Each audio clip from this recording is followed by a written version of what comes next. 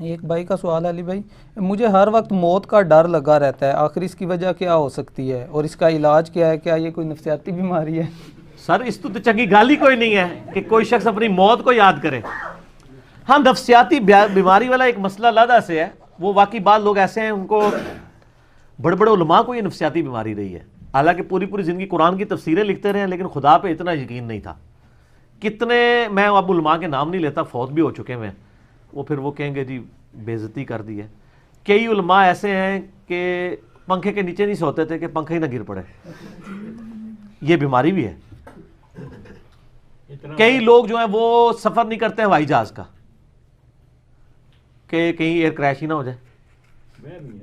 ہاں نہیں بیماری ہے یہ لوگوں کو نا، اور یہ بیماری کا علاج صرف یہ ہے خدا پہ یقین. اور میں کہتا ہوں ایک مسلمان کو یہ بیماری ہو نا سر، اس کو تو اپنے ایمان کی فکر کرنی چاہیے. اس کا مطلب اس کا ایمان ہی مکمل نہیں ہوا ابھی. قرآن پاک میں جگہ جگہ ہے کہ جب موت کا وقت آ جائے گا نا ایک لمحہ آگے اور پیچھے نہیں ہوگا.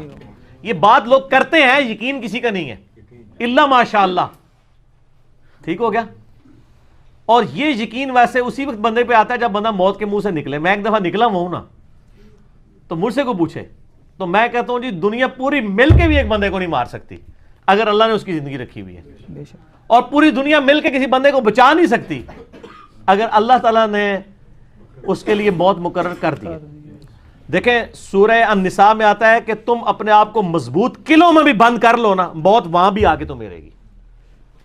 اور سورہ آل عمران میں آتا ہے کہ کچھ منافقین نے کہا کہ ہمارے بھائی اس لیے مارے گئے غزوہ احد میں کہ یہ چلے گئے جنگ میں، دیکھو ہم واپس آئے تھے، ہم تو زندہ بچ گئے ہیں، کاش یہ ہماری بات مان کے اس وقت واپس آ جاتے تو یہ بھی تو نہ مرتے. تو اللہ تعالیٰ نے فرمایا کہ اگر ان کی موت لکھی ہوتی نا تو یہ اپنی مقتل گاہوں کی طرف کھینچے چلے آتے. ان کی موت لکھی نہیں ہوئی تھی. ٹھیک ہے. سورہ لقمان میں آتا ہے نا 5 علوم اللہ تعالیٰ نے فرمایا نا میرے ساتھ خاص ہیں، ان میں سے ایک یہ ہے کہ کوئی جان نہیں جانتی ہے کہ اس کو موت کس سرزمین میں آئے گی، یہ کسی کو نہیں پتا. تو یہ موت اگر آپ کو پتا ہے کہ ایک مقررہ وقت پہ آنی ہے تو پھر اس بیماری کا علاج تو ہی ہے، کسی نفسیاتی ڈاکٹر کے پاس جانے کی ضرورت نہیں ہے، یہ اپنے ایمان کا علاج کریں. اور مسئلہ تقدیر اور موت کے حوالے سے میں اکثر یہ آیت سورہ حدید کی کوٹ کرتا ہوں، یہ آپ حرز جان بنا لیں جی. اعوذ باللہ من الشیطان الرجیم، بسم اللہ الرحمن الرحیم. سورۃ الحدید آیت نمبر 22-23. ما اصاب من مصیبت فی الارض، کوئی بھی مصیبت نازل نہیں ہوتی زمین میں، ولا فی انفسکم، نہ تمہاری جانوں میں، الا فی کتاب من قبل ان نبرأہا، مگر یہ کہ ہم نے لوح محفوظ میں وہ پہلے ہی لکھ لیا ہے. یعنی زمین پر جتنی تکلیفیں آتی ہیں، یعنی کوئی سونامی آتا ہے، سیلاب آتا ہے، طاعون کا مرض پھیلتا ہے، زلزلہ آتا ہے، اللہ تعالیٰ فرماتا ہے یہ ہم نے پہلے لوح محفوظ میں لکھا ہے کہ 8 اکتوبر 2005 کو پاکستان میں زلزلہ آئے گا اور اس میں 1 لاکھ بندہ مر جائے گا. یہ ہم نے پہلے لکھا ہوا ہے سر، آج کا نہیں، جب سے تقدیر لکھی ہوئی ہے.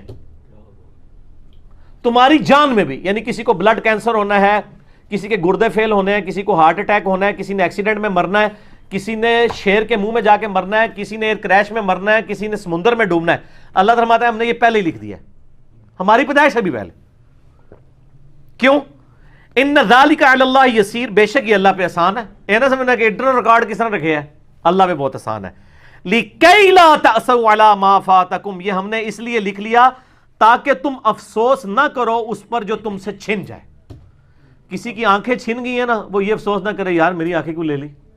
یہ تو اللہ نے ڈیسٹنی میں مقرر کی تھی. وَلَنَبْلُوَنَّكُمْ بِشَيْءٍ مِّنَ الْخَوْفِ وَالْجُوعِ وَنَقْصٍ مِّنَ الْأَمْوَالِ وَالْأَنفُسِ وَالثَّمَرَاتِ، ضرور آزمائیں گے بھوک سے، خوف سے، جان اور مال میں نقصان سے. پھر چیک کریں گے کہ کون کہتا ہے اِنَّا لِلَّهِ وَإِنَّا إِلَيْهِ رَاجِعُونَ، اللہم اجرنی فی مصیبتی واخلف لی خیرا منہا. ولا تفرحوا بما آتاکم، اور مت شیخی بگاڑو جو تمہیں مل جائے کہ میں نے بڑا کمال کیا ہے. واللہ لا یحب کل مختال فخور، اللہ تعالیٰ شیخی بگاڑنے والوں کو پسند نہیں کرتا.